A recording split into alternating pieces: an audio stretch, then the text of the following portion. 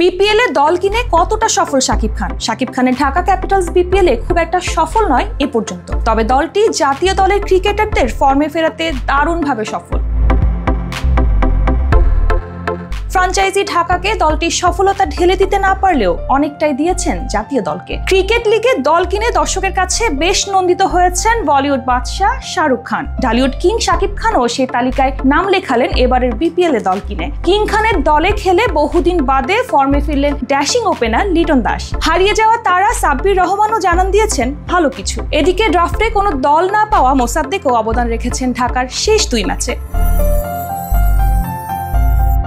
বাংলাদেশ জাতীয় ক্রিকেট দলের দীর্ঘদিনের হতাশার নাম লিটন কুমার দাস। লিটনের দৃষ্টিনন্দন সেই শটগুলো দেখা মিলছিল না বহুদিন। হঠাৎ জ্বলে উঠেছেন সেই নিভু নিভু লিটন দাস। তার যেন তেন ফেরা নয়, দুর্দান্ত এক সেঞ্চুরিতে জানান দিয়েছেন ফুরিয়ে যাননি তিনি। সেঞ্চুরিটাও করেছেন চ্যাম্পিয়ন্স ট্রফিতে জাতীয় দল থেকে বাদ পড়ার দিনেই।